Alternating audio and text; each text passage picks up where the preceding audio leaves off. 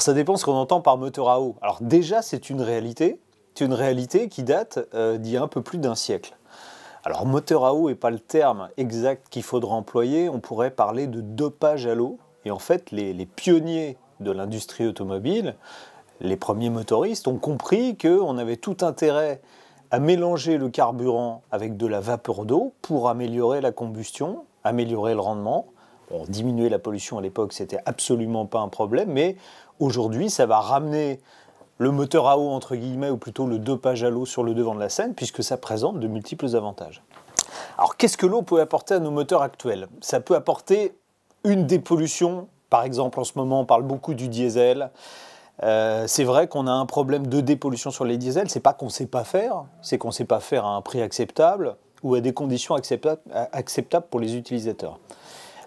Grâce à un dopage à l'eau, c'est-à-dire en ajoutant de l'eau au moment de la phase, juste un peu avant la phase de combustion, ça permettrait de diminuer de façon spectaculaire les émissions de particules, donc plus besoin d'un filtre à particules aussi gros, et de diminuer surtout les oxydes d'azote, qui sont encore le problème qui reste aujourd'hui pour les diesels, puisque on a vu qu'en dehors du cycle d'homologation, ils émettaient trop d'oxyde d'azote. Cette injection d'eau permettrait de diminuer, alors dans des proportions, on est 10, 20, 50 fois. Donc là, on arrivera à passer les normes anti-pollution sans problème, et surtout, on pourrait dépolluer un diesel dans toutes les conditions de roulage, et pas simplement sur le cycle d'homologation.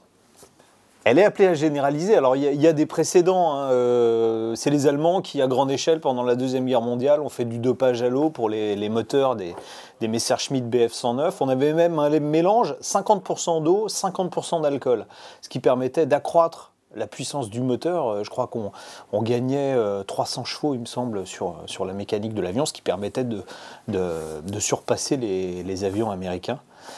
Ensuite, dans les années 50-60, il y a eu une explosion de projets qui allaient dans ce sens. Tout le monde sait que ça fonctionne, c'est ça le paradoxe, et ça n'a jamais été développé en série. Et les constructeurs, aujourd'hui, commencent de nouveau à s'y intéresser. Tous ont déposé des brevets dans ce sens, et BMW récemment a présenté le prototype d'un moteur. Alors c'est basé sur le 3 cylindres essence qu'on connaît, qui est maintenant désormais dans les Mini et dans les BMW traction avant, y compris dans la U8 d'ailleurs, où il n'est pas traction avant, il est à l'arrière.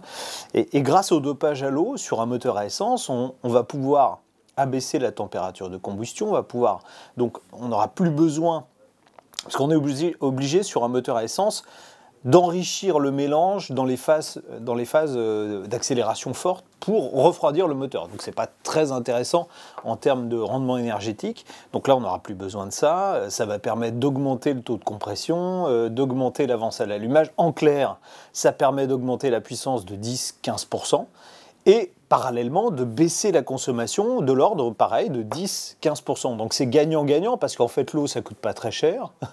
Le système d'injection d'eau en lui-même n'est pas très cher non plus, et on sait récupérer l'eau dans la voiture, parce que le problème pourrait être ça, parce que dans le système BMW, on consomme environ un tiers d'eau par rapport à l'essence.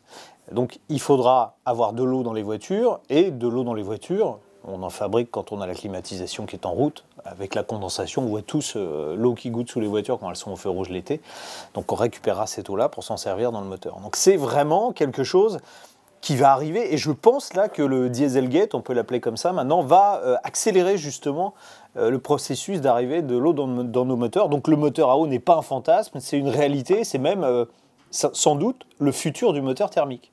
Jusqu'à présent, on n'en a pas trouvé, ça n'a que des avantages, si ce n'est qu'il faut trouver de l'eau à un moment ou à un autre. Il faut soit un réservoir, soit effectivement la fabriquer dans la voiture par condensation.